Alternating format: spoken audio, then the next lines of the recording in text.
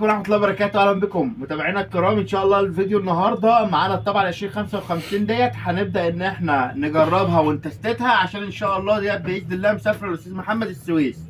فان شاء الله عشان برضو احنا بنسلمها للعميل بما يرضي الله، هنعرف كل حاجه عن الطبعه وهنجرب الطبعه ونتستها على الكمبيوتر ونشوف كل حاجه عن الطبعه. يلا بينا نشوف احنا هنعمل ايه.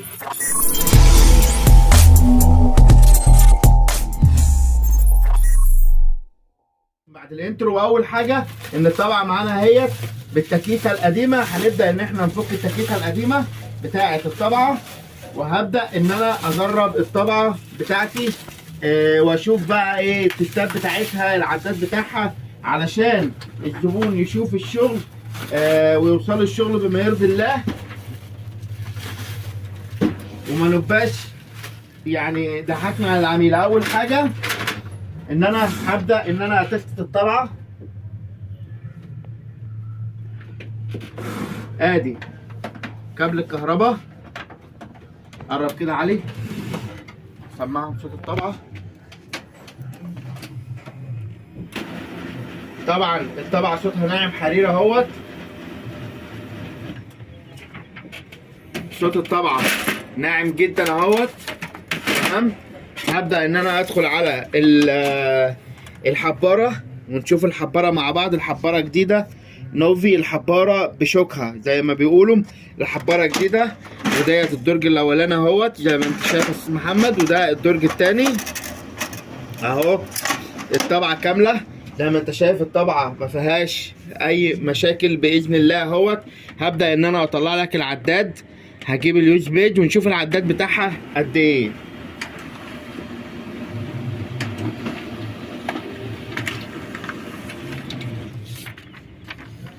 طبعا بسم الله ما شاء الله العداد بتاع الطبعة 2158 ورقة، 2158 ورقة. وبرضو هنشوف التست بيج بتاعها،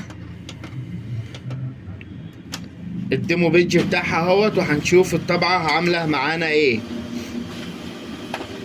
طبعا انا بحب اصور للعميل علشان الحاجة توصل له ما فيهاش اي مشاكل. ده التست بيج بتاع الطبعة اهو يا جماعة زي ما انتم شايفين، ده التست بيج بتاع الطبعة. تمام كده، ده بالنسبة للطبعة. دلوقتي احنا نجرب الطبعة على الكمبيوتر. هنبدأ ان احنا نوصل بكابل اليو اس بي للكمبيوتر اهو.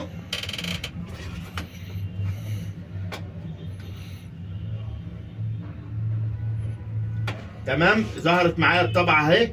هبدأ ان انا اعمل برنت تست بيج اهو.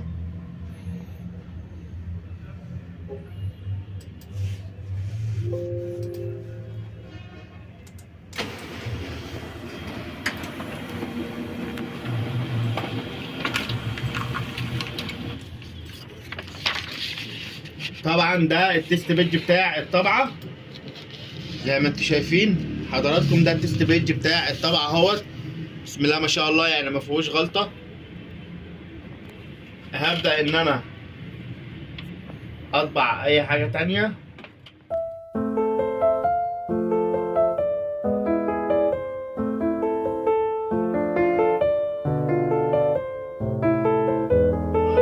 اجرب 5 ورقات ولا حاجه من اي حاجه كده علشان اشوف برضو الطبعه ايه دنيتها معايا اهو. هنجرب.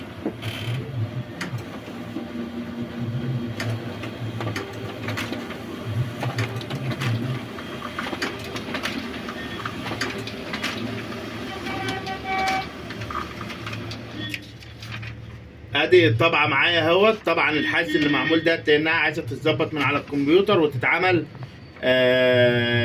اللي هو الجزء ديت يبقى A4 بدل لتر حاجه يعني على الكمبيوتر.